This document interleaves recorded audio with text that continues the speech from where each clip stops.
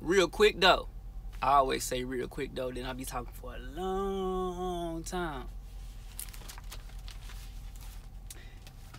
Cause I ain't got no friends. So anyways, do y'all wanna know why I don't do a lot of producing for other artists? Right? I mostly just produce for myself. And I like it because I don't have to. Most artists have a producer, and that producer has to produce for them. And if something happens to their producer, or they producer too busy or whatever, like, they can't get nothing done. They gotta wait. Me, I do everything on my own. I can make everything how I want it. I can put it in the quality I want to. I can go back and I get to do everything how I want. But why I don't produce free music in studio time, and let people use my equipment for free? Because I've done this in the past, and a lot of people think that, oh, you think you better than everybody. You know what I'm saying? Like you stuck up, this, that, and the other. You know, and it's like the same thing. If you look at relationships, a lot of these women, they're probably men that do it too, but I can't speak on that because I wouldn't know nothing about that. But a lot of women seem like stuck up because they have been through certain things in their life, and then when they get with a good guy, they have been treated bad by men that wolves in sheep's clothing. You know what I'm saying? Like men that claim to be good and genuine, but they just run a game. And it trips me out. It's sad that a lot of women, probably dudes that do it too, but a lot of women don't recognize when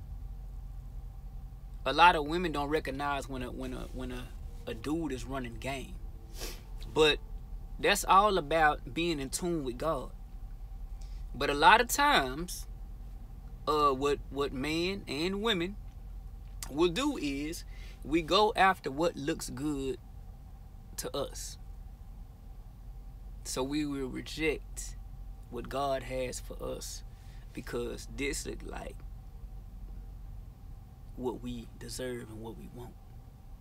So, get treated bad by wolves in sheep clothing. You know what I'm saying? And so, in relationships, like I said, you know, that just a good guy can end up dating a woman that has been treated badly, and you know, she done got treated bad by all these guys that claim to be godly man or serious or whatever, and then when a good man come along, he get rejected. And it's kind of the same thing in music. You have Christians that come up to you, hey man, yeah, I want to do something with you. And they might run off with one of you. They be like, yeah, let me get that beat. You know what I'm saying? And I'm gonna write to it, and then I'm gonna send you my vocals back or whatever. You know, and all right, you know what I'm saying? You send them the beat that you made, and they end up doing something they had no business doing with the beat. You know what I'm saying? And so they may look at you, your worth. They may look at you as, oh, that ain't nothing but a $25 beat. That ain't nothing but a $50 beat. To you, it might be a $1,500 beat. Do y'all not realize that in the music industry, there are producers, top producers, that sell beats for $50,000 a piece? One beat, $50,000. So that's one reason why I don't sell beats, because first off, I'm not finna sit up here and work hard on something, on a beat, and And then when it's time for me to push it out, somebody says, oh, I give you $25 for it. Oh, can I have it for free? Oh, I give you $10 for it. Oh, $50. Like, if my beat is worth $50 to you, then I should just keep it. For the simple fact, it has more value to me than it does to you. Now, if that person had of worked hard on it and made it their own, it would probably have more value to them. It's kind of like if you give somebody a car. It might have been your first car, and let's say now you're getting another car, but your first car, maybe your mom bought it for you. It was your car you went to college in and whatnot, and that car meant everything to you because it has been everywhere and through everything with you.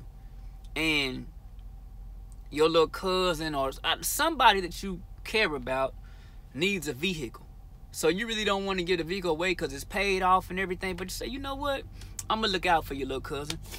I know you doing bad, you can't get a car here, I'm gonna just give you this car.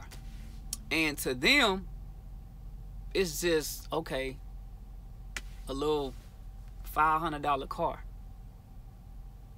To them, it has very little value. So when they get to a point they can get something else, they probably just throw that in the trash compactor. Like, and so it had no real value to them because they didn't go through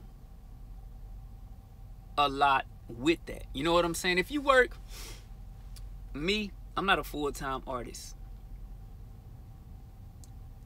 If I work, not counting the actual time that I spend on it, but I'm talking about just counting the time, the extended time frame. Like, if I work 3 months on a song from A to Z, 9 months, whatever, on a song, and it's only that amount of time because I'm not if I were to wake up every day and do music as a job, like a 9 to 5, I'd be finishing songs left and right. I had so many songs done. But when you work a regular job or 2 jobs, 40 hours, 80 hours, and then you're trying to do music on the side, like, it could take you a long time to get something done. So why do I not give away free music? Why do I not? And I'm not talking about free music that's already done. I'm talking about like free beats. Why do I not give free studio time? Why do I not give free equipment? Y'all just don't know. Over my course of music history, I've given away so much equipment to people and given away so many beats and try to collab with people on stuff. People waste your time. People and I don't know if I can't say everybody. Some people are not there to waste your time, but there are some people that I don't know. Like I said, I don't know, but I think some people just kind of get in their feelings or whatever, and they feel like, I don't know, maybe they feel like you owe them something or whatever. Like I say, they don't see what you're doing as valuable. You know what I'm saying? So it's just sometimes you have to know your worth, and that's with relationships or anything. Like, you have to know your worth. You know, like, if you let somebody stay in your house and you have certain rules in your house, and you know they don't want to follow your rules, like, hey, you know, take out the trash or wash dishes, or, you know, take your shoes off when you come in my house, or, you know, make sure you close the garage when you come in, or turn the water off, don't be having no drippy water faucets or whatever. if somebody doesn't want to respect that, you know, like somebody could come in your house and draw on the walls or scratch up the walls with furniture or something, just not being careful. You know what I'm saying? And I don't know, like, you just gotta know your worth. I know my worth, and so that's why I don't settle for. My thing is this. A lot of times, and this is a real point right here. This is a real kicker right here. This is probably the whole reason I was saying this. But a lot of times, people don't like your style. They don't like your quality. They might talk bad behind your back, or they might talk bad to your in your face. Like, you know, I don't like how your beat sounds. Like, okay, it's free. You know what I'm saying? Like, that's when my mind goes to, you don't like my beat. Okay, so why are you telling me to make you a beat? You're here telling me to make you a beat for a reason. Oh, you like the type of beats that artist or that producer does. So why don't you go buy a beat from them? Because they cost $50,000. That's why. You know what I'm saying? So people want $50,000 value, but don't want to pay for it. You know what I'm saying? So, but then a lot of artists end up blowing up off of you. And sometimes they'll give you the recognition, so you blow up with them. But sometimes by then, y'all might have a fallout, or like I said, they might be, well, I really didn't like how his songs were anyway that he made for me. And it's like, you spent all that hard work and dedication, you know what I'm saying, taking your time out of your day for free. Like, you can't get time back. You know what I'm saying? And, you know, I've always been one of those type of people that try to help people. I give away equipment. I give away advice. And a lot of times I just kind of get like people just look at me like I'm a nobody.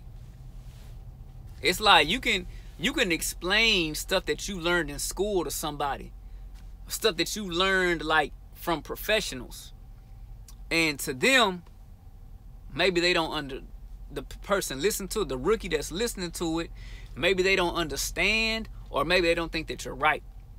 And so sometimes you can give all that advice and waste all that breath and waste all that energy, all that time trying to explain, and a lot of times they will take about 10% of what you're saying. 90% of what you're saying is going in one ear and out the other. This is why a lot of people charge for their services.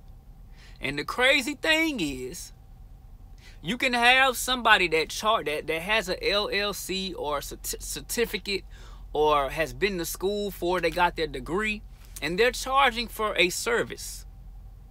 And a lot of people come to them, they get a whole lot of business because, oh, they got an LLC, they have a business, they have a degree, they have a certification, right? And people look down on this other local person without a certification, but not knowing that a lot of times this local person, I know a lot of local people that know just as much as some of the big names, and sometimes even more. For example, let's talk barbers, right? I know a lot of local, I've seen a lot of local barbers that can cut way better than some of these celebrities that I see on TV. And a lot of people are not going to take that for what I'm take that, you know what I'm saying, for what I'm saying it as. Like, I look at, and some people might say I'm hating, but I look at, like, when you look at like some of the celebrities on TV, I watch some shows sometimes, and I see their haircuts. It's not bad. It's not bad. But when you're thinking of somebody at a professional celebrity level like that, you're like, their haircut should be flawless. But in my mind, I said, you know what? That's probably not what it is. You probably got somebody that's cutting their hair that's trying to, they might be not, I almost said entrepreneur. They probably will be, but an intern. You know what I'm saying? Like, if somebody says, hey, you know, you're a big name, I love working with you, I'll do haircuts for free. You know what I'm saying? And they're trying to build a name or a brand. They're trying to build a reputation for themselves. So they're probably doing it for free. So in that case, for free, that is very good. But to be charging somebody $50, $100, $500, they probably charge more than that in the celebrity world for a haircut. It's like some of the stuff I see, I'm like, man, I know people in the hood that charge like $15, $25 max, and they cut flawlessly, you know. So that's why I say, you know, those people in the hood, even though they don't have a degree, or even though they don't own their own business, you gotta give credit where it's due. And stop, we can't be just going by a title, you know. But hey, that's the world we live in. People look at a piece of paper rather than the actual skill. You know what I'm saying? So, but so that is why I really don't do a lot of free music. I would rather help somebody, and that's what a lot of people don't want to do. They don't want to learn it. I would rather help somebody learn how to do it, which I should start selling classes, courses for music production. I would rather teach somebody how to do it rather than just doing it for them. But a lot of people, people don't want to take the time to learn it. They just want you to do it for them, and they don't want to pay you. And it's like, really? Like, why don't you wash my dirty clothes for me for free, and I'm not gonna pay you? Because that's kind of like how that sounds to me. Why don't you come to my house and wash my dishes and clean my house and wash my car and cut my yard, and you know what I'm saying, and do all these things for free, and I'll not pay you for it? And I'll give you a shout out. I'll go on my social media and give you a shout out and tell everybody how good of a friend you are. You know what I'm saying? Like, I mean, if it's a friend, I guess that's one thing. But there's a difference in like a best friend and just a friend. You know what I'm saying? Like, or just an associate or acquaintance or just some random person. You know what I'm saying? Like, you know, I think we have to, when people understand and respect your worth and value, and not everybody's gonna be perfect. Some people are they actually have good intentions. So with those people, those are the type of people I don't mind working with. But you know, I've just been done wrong by some of the people that you know that sit up here and claim to be people of God. And to this day, they still don't feel that they did anything wrong or they were in the wrong. And it's like, after being backstabbed time and time and time and time and time again, it's like, you know what? Maybe I should just start charging. Because the thing is, when you start charging, it's like if somebody stayed with you. You gonna let them stay there for free? Now, if it's my girl or maybe a best friend, you know, that might be different, especially if it's my girl. But you have to start charging for your services so that people take you more serious. You can do the same exact work that you did for $15. I'm talking about the barber. The barber cut hair for $15 and did a fantastic job. You can do the same exact work and put a different price on it, and now people look at that like, whoa, this guy is good. It's the same dude that was charging $15 for a haircut. But because you got people charging $500 for a haircut, $100 for a haircut, you know what I'm saying? Like, they look at that person as that person has more value. That person does it better. This person is the real deal. No. That's not how that works. But it's the world we live in. That's the world that we live in. Kind of like, you know, pastors, for example. You can have a pastor that goes to school and get his, you know, degree in preaching and pastoring and whatnot. And then you can have, you know, somebody that actually reads their word and gets an like, and they can tell somebody something about the Bible, and people will look at them as if they're wrong because you're not an ordained minister, ordained pastor. But what people fail to realize is there's a difference in being ordained by man and being ordained by God. Just because a man wrote on a piece of paper that you are ordained, that you got your certification, that you got your whatever degree or whatever it is, or you completed so many hours up under their belt, like, that doesn't mean that you're preaching it correctly.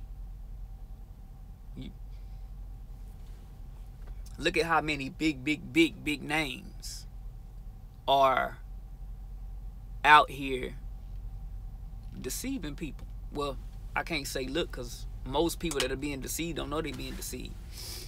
So, it's the world we live in.